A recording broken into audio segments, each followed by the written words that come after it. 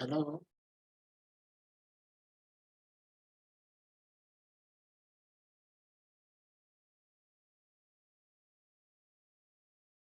Yeah, I am here in John from Nigeria here.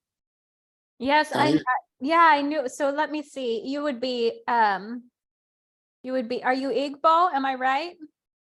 you said? Are you Igbo?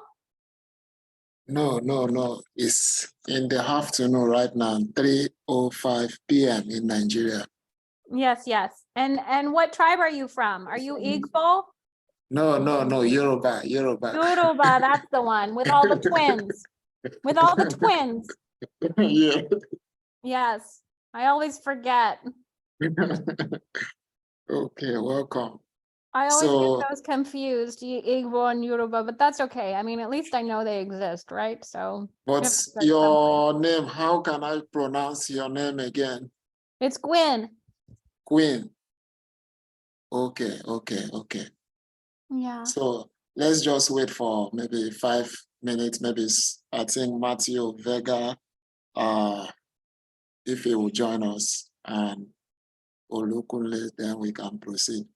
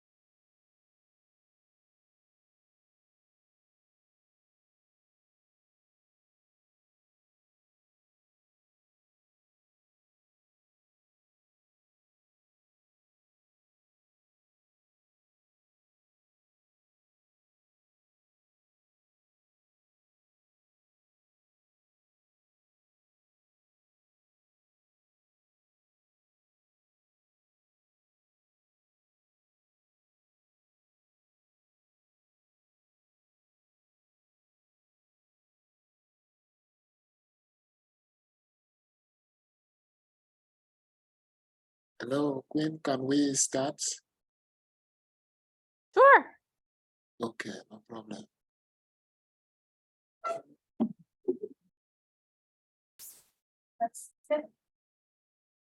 Okay, I think Matthew just messaged in the Slack that he cannot make it. And also Olukunle also dropped a message. He messaged me privately that he will be joining the club next week, that he will catch up with the recording. So let me just start the meeting. So for the benefit of those that will be following along in YouTube, this is the R for Data Science Online Learning Community, and we are reading the ggplot2, which is the elegant grammar graphics for data analysis that was written by Hadley Wickham. So for today's discussion, we'll be looking at chapter 4 of the book, which is about collective geoms. So I think the individual geoms that was presented by our previous facilitator, though due to his schedule, so he cannot proceed. So I will stand in to facilitate this book club. So we have, I think I have some general housekeeping in which I would like to talk about. First of all, this is a learning opportunity. So just feel free to ask any question at any time. And the best part is we take time to learn the theory, in particular the grammar of graphics, because the grammar of graphics, we are building our graphics based on different layers. So please do, we'll take time to look at also the exercise, because this is the second best learning opportunity in which we have. Then for the last part, we should plan to facilitate one of the discussion, because that is the best way in which we can learn the material.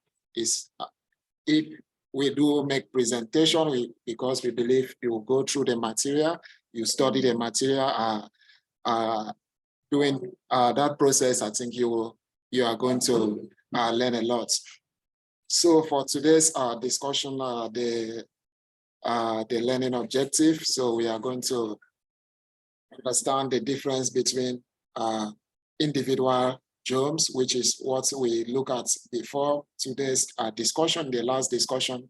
Then we also delve into discussing about the collective geoms. Then we are going to explore some plots that use individual and collective geoms together. Then in the last part, we are going to reinforce understanding of the grammar of graphics, because the grammar of graphics, just as I said earlier, we are building the graphics based on different layers. So for the first part here in the book, it said a quick intuition on collective geoms. So in the last part, we discussed about the individual geoms. So individual geom, it can be a point in that we have a data frame. So this data frame has several rows. So the individual geoms, we are simply plotting each row of data we are represented in the visual as a individual point. So this chapter, though this chapter is all about the collective geom, which we are summarizing all this data to just a single data point. So that is what we'll be looking at. So oversimplification, but may be very useful. So they said individual numbers versus sum of numbers, just as I said. The individual geoms, we are plotting the individual data points. That is individual rows, it will be shown on the graph as a individual point, but a collective geom is just like we are having, this is row 4, this is 4, this is 7, this is 9, this is 3, and also this is 3. So collective geoms is just about summarizing these data points to a single value. It can be mean, it can be median, then we are showing that in the graph visually. So the home prices for this discussion, we are going to understand the individual geoms. Each home prices as a point on the plot table. We are also going to understand collective geom. We may use the median. So just as they discuss in the book. So there is also a link. There is also a link to a blog post in which we can, we use in designing these slides, in which I am using for today's presentation. So for the example here, we have a data set, which is the default data sets that came with R, which is the empty cars data set.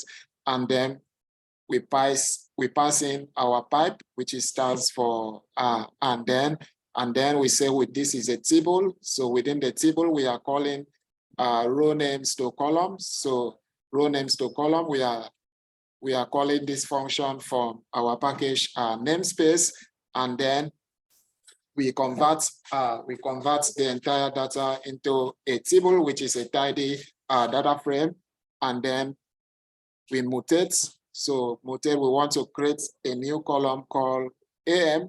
So this AM, we say it should be a factor of AM. So the levels of that factor will be 0. It will be 0 and 1. Then for the labels, we say anywhere we get 0, it should be automatic car. Anywhere we find 1, it should be manual. It should be manual car. So anywhere we find 1, so sorry, it should be manual. So, and this, we are assigning it into an object called ID. So when we say ID, and then we group it by all the AM, and then we summarize these data sets. We say HP, which is for horsepower, which will be the mean of the horsepower. And we save all this data in an object in a variable called GD. So now it's time for us to explore these geoms. So we say ggplot, which we initialize the plotting windows. So we say the passing the data as ID. Then for a static mapping, so we are linking a variable from the data to the visual properties of the graph. So we map AM to the x-axis. We map horsepower to the y-axis. Then we color it by AM. Then we also fill by AM. And then we add a new layer for the geometry object. So the data is GD, then start, which will be identity, because we are plotting directly from the data. Then alpha will be 0.3. So we add a new layer, which is GG repel, which is we are using geom text repel. So it's going to repel those texts. It's going to remove any overlapping text in which we have. So we now say statics. So we said the label. We are using the row name. The row name for all the row name. Then the color should be black. Then we specify the size to be 2.5. Then the segment color should be gray. Then we add a new layer for the points. This is going to plot the points.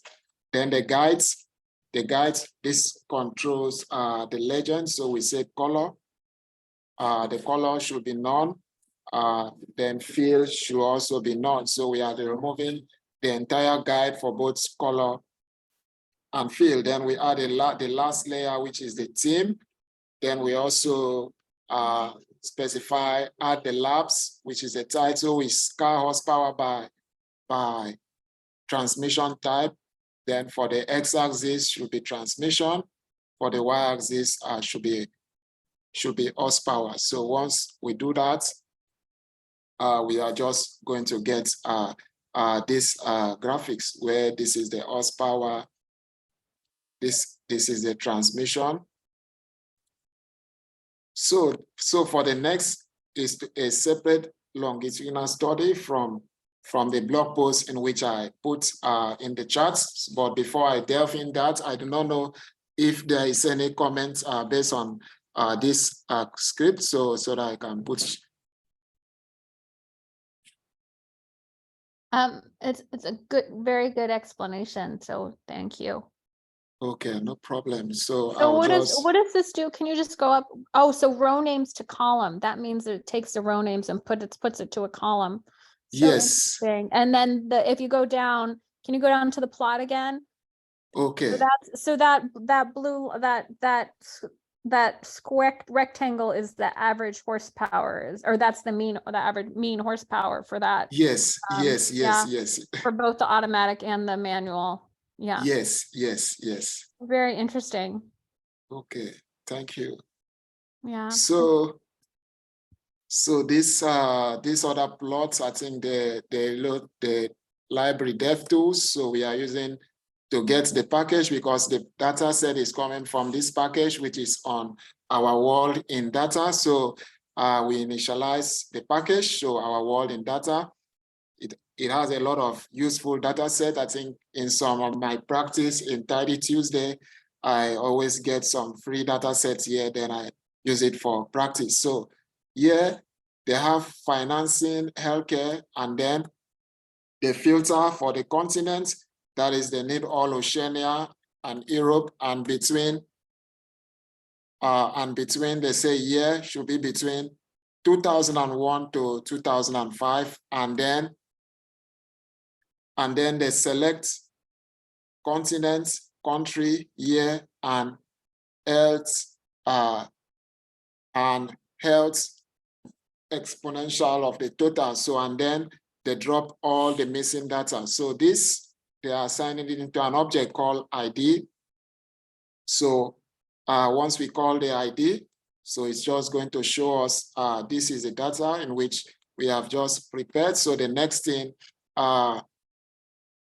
is for us to summarize this data. We say ID, and then we group by continents and year. And then we summarize the health exponential total we are using we are looking for all the mean of this, and we are storing it in an object called GD.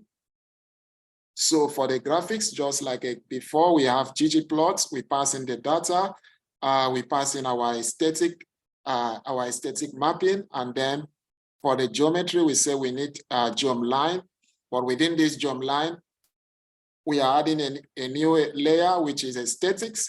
So we need to group by all the country, and then we set alpha to be 0.3. Then we add a new line. We said data should be GD, alpha should be 0.8, and size is 3. Then this is adding the team. Then we add the labs to the plot. Can you just go up again? So for the second geom line, you group by country. Yes. So okay, I see.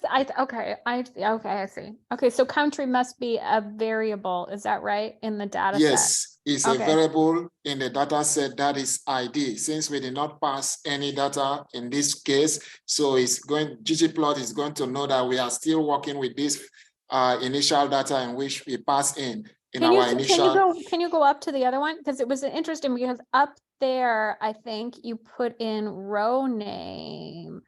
Yes. Yeah, and so that they accomplished by doing row to column, right? Is that right? Yes. This one have row names to column, and then you go down further. Can you go down further? Yes. And then it said labels row name.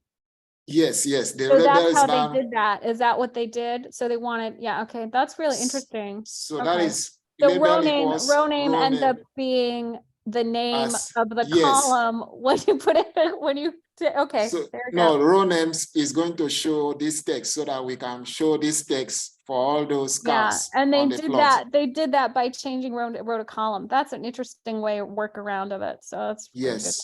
Okay. Okay, I think I was here. Yes. So when we do that, when we group, we have two geom line. The first geom line we are grouping by country, and we also set the alpha so we can see the country, Europe, and Oceania. So isn't that continent, right? Yes, we are grouping by the continents. Yes. So it's going to be because. So it's just weird because you don't. Oh, so let's go up. I think it's from here. Go down. So let's look at the raw data. Let's look at the raw data. So you have continent, and then you group by country. Yes. So You something didn't, is but then wrong. it's confusing for me because wouldn't the color We- be? We group by continent and year. So we are But the grouping by, line is grouped by country. Oh, does are- that mean, go up. Does that mean that, this is a continent because we filter, remember we filter, can you just, so, but filter. if you group, if you go to the line, can you go down further? Remember we filter for the two countries Yeah, I here, understand Oceania that. and Europe. Yeah, can you go down a little? A stop. So this Okay. is where the first geom line where it says group equals country. Yes, What, so I wonder. So this color equals continent right here in the line above it changes the color, turns it into the pink and green, right? And then what yes, does yes. the group equal country do? Because group equals country, we need to look at this other line again. In our data set, remember, we have a data set called ID. Here we say group by Yeah, but that continent doesn't have and year, anything to do with country. and we save that here. But here we group equals country. Group equals country, but let's see the data set again. But So country, does we that- have Albania. Oh, this- Yes, I see what you are saying. I think Go something is down, wrong. go down, go down, go down to the plot. Does that mean? So does that mean that each line is a country? That must be what that does, right? Yes, yes, yes, yes. I think so. That is correct. You are perfectly correct. Each line is a country. Yeah. I think that's what that does. That's interesting. Can you go up again? So what they did, see, I knew there was lots to study in ggplot2. Group equals country. So that's what they do. So it's interesting because they put in a group. So Yes. instead of putting in, because they put in the year and the health expenditure, and then they want one line per country. Okay. And then they put in the GD is the mean. Yes. The GD, remember the GD is the mean of all this. I wonder why, did you write this code? Why would they call it GD? Such a weird thing. I adopted the notes from previous cohorts. So when I wanted to write the code, I saw there is already an existing note and the note is in line. So I just adopt the notes. Yeah. Okay. Let's scroll down. Very interesting. Yes.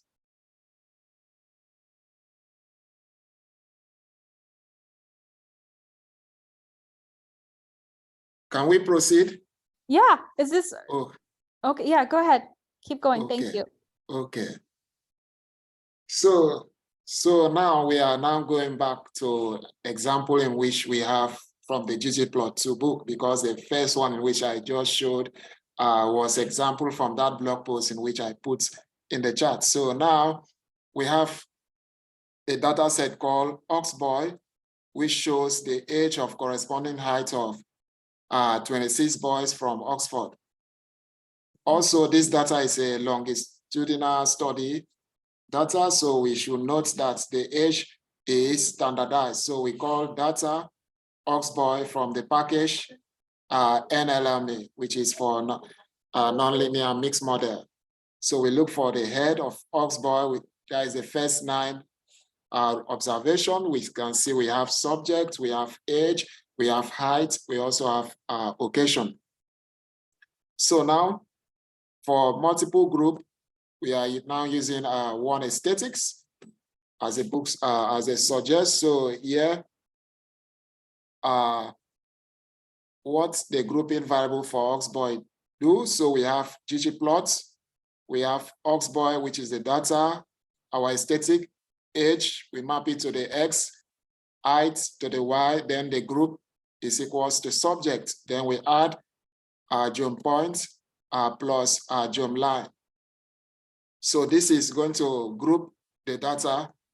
It's just going to group all both the points and also the line based on the subject in which we pass in. So it's going to plot for each of those value for age. Is going to look at the data, is going to plot it row-wise. Each of those points is going to represent it as a point, and also is going to draw the line. It's going to draw a line across all those points, because we said geom point, which is the first, is going to draw all the points. Then on top of the points, we are layering another layer, which is line, because ggplot, we are building our graph layer by layer. So after the point, it's going to place the line. So it's going to connect all those lines across those points because of the grouping. Group equals subject. But there's at times whereby we might miss this up. We fail to pass in the group. So we are just going to get this type of visual. You now say, what am I doing? Because this happened to me a lot when I was still coming up with ggplot. There are some time I will fail to pass in the group. So I'll just see something this way, which is not good. So in that case, we just need to ensure that we specify the grouping. So once we've specified the grouping, we are going to get this. But there are some times whereby we want to have within different group, we want to add different within each of those layers, we want to pass in different groupings from the data. So just like this example, we have ggplots, the data is this, we do our mapping, then group subjects, geom line, geom points, then we pass in geom smooth. Since our first layer, we say group is equals to subject. So this geom smooth, what is it going to do? It's going to draw across each of those lines, is going to add the smooth line. It's going to add that smooth line. Is since we say SC is equals to false, it will not put the 95% confidence interval on the plot. So it's going to draw for each of those lines, it's going to put the smooth line. It's going to put the smooth line there for each of those points. And this might not be what we are looking for. So we need to say, oh, I want ggplot2 I just need one smooth line for all these graphs. So how do we accomplish that in ggplot? So they explain that since we want the smooth line to be in our line, so we just need to do the grouping, not specifying the grouping in the first layer. We just manually tell ggplot2 that within the line, I want you to group by the line. So we just say aesthetics group is equals to subjects. Even though we did not specify the data, ggplot2 will still know that we are still working with the Oxboy data. Then we now come down to the geom smooth. We say method should be linear model, size of the line, it should be 2, standard error is equals to 4. So because we do not want to show the standard error. So if we do that, we are going to get one line that is showing the smooth line running across the plot. So before I go further, I don't know if there is any question. Can we go up to the top? I'm interested in what the age variable is. Is it, I guess it's in decimals or something, right? Okay. I'm just curious. What? Yes. Age, oh, okay. So it's, age is Yes. negative. Okay. So it's, Yes. they said it was standardized, but I just wanted to look at Okay. it. Okay, that's fine. Thank you. You're welcome. So now in this other part is talking about how can we override the default grouping in ggplot2. So how can we do that? So example, we have a plot here, which is a box plot.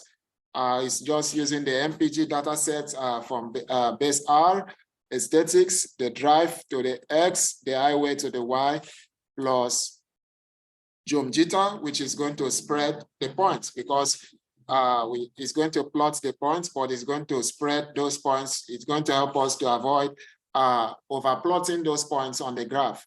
Then we add start box plot, then we say fill should be NA because we don't want to fill it, plus we add the lab subtitle, start box plot automatically uses group set by categorical variables.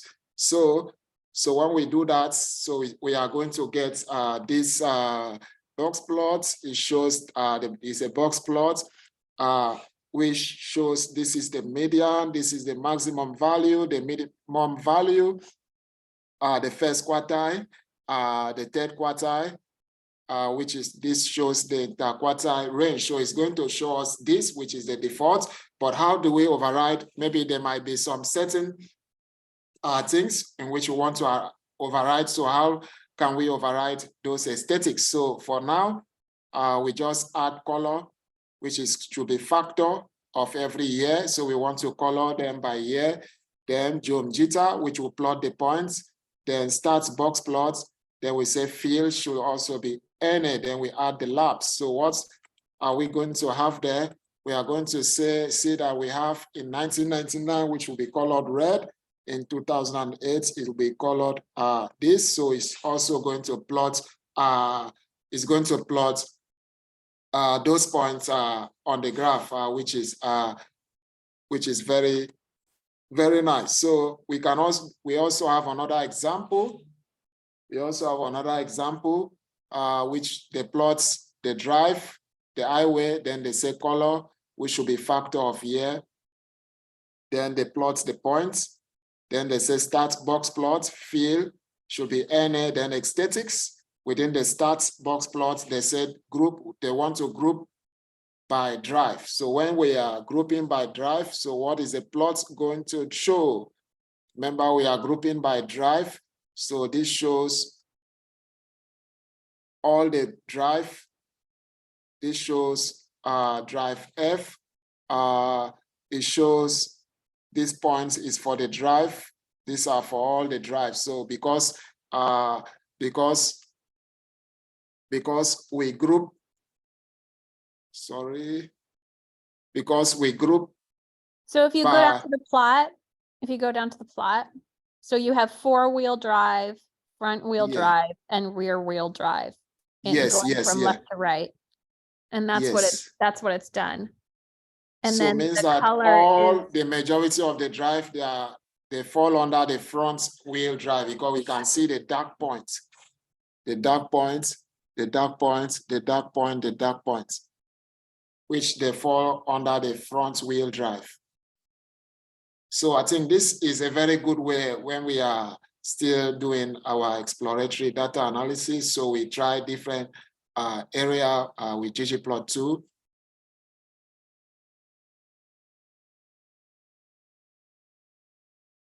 Okay, so let's look at a couple of exercises. So here they use still the MPG, then they say head, which shows us the first two observations. This shows we have manufacturer, we have model, we have displacement, we have year, we have cylinder, trans. So we want to just quickly do our plots. So we just add geom box plots, but in this case, we failed to pass in the grouping. So once we do that, it's going to plot all the cylinder in the x-axis. So it's just going to show us this plot. It's just going to show us this plot because ggplot2, it has not been, we have not specified that this cylinder should be a factor. So that is why it's just going to draw one plot. But if you specify that one cylinder should be a factor, maybe for 5, is going to draw the box. For 6, another box plot, or for also 7 is going to put. So if all are all integer numeric, so it's just going to integer, it's just going to plot just one box plot. So that is, so how can we overcome that? So we can say, we can try this data MPG aesthetics. X should be cylinder, highway should be in Y. Then we say group is as dot factor. which is cylinder. This is another way of doing it. So if we say group as.factor cylinder, it's still going to give us the same result. It's still the same thing as saying X is equals to what? Factor. When we pass in cylinder, then this should be in Y. Then if we remove this, I think it's still going to give us the same results, just as we are seeing here. So working with ggplot2, there are several approaches in which we can achieve the same result. There are several approaches in which we can use, but we will still get the same results. So in this case, this is the same example without specifying the grouping. So it's still going to draw this, but when we now specify the grouping, say X, they're using ceiling of displacement, Y should be city-wide, then the group still be ceiling of displacement, then they say geom box plot. So once we do that, it's going to plot, it's going to show us for each displacement. So we are going to see how we are going to visualize it showing it in the box plot. So for matching aesthetics to graphic objects, I think they did not discuss that. They did not discuss that in the book. Okay, I do not know if I can proceed to the next part. Yeah, you can. Thank you. Okay, I think that is all. It's just about the recording. I think that is all. Let me see. Okay, so let me talk about this example from the book before we wrap it up. They were still using the boy data. The map location to the x-axis, then the height should be in the y-axis, then they say geom box plot, then they had geom line, then the color should be this X color code, then alpha should be 0.5. So when they say geom line, is now drawing line across the box plot. And this might not be what we want to achieve. Maybe we want line that is connecting each of those box plots. We want a single line that is running across each of those box plots, connecting them across each other. So how can we achieve that? So we need to go to the geom line. We specify the group aesthetics that it should be subject. Then we pass in the color. We also pass in the alpha. So once we execute this in R, so we are going to have a line connecting each of those. We are going to have this line that connects each of those box plot, which is very useful. This one is talking about the matching group aesthetics. Let me just quickly touch. We have a data frame. X should be 1 to 3. Y should be 1 to 3. Then color, we have in 1, 3, and also 5. Then we visualize this. We are mapping X, Y. Then color should be a factor of all the color. Then we say geom should be line. Aesthetics, so group is equals to 1, then line width is equals to 2, then geom points, which will draw the points. So for this other one, color is equals to color. Remember, color, we are having a value of 1, 3, and 5. So if we do that, for this color is a factor. So we are going to see the factor, which will be 3 different color. For this other one, it's going to be a gradient scale of color. So we are going to have this gradient scale of color, and it's also going to put us, give us the legends for us to read the plots. These two graphics, they are still conveying the same thing. I think I would like to stop here. I do not know if there is. Hello? Yeah, I'm good. No, I don't think I have any more questions. Actually, can you go up? Let's look at the data again. What's more interesting is the data and the plot, not the coloring of the plot.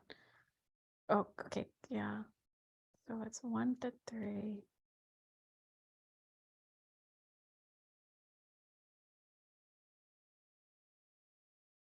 Okay, let me just stop the meeting, or we can still proceed so that John will know that the meeting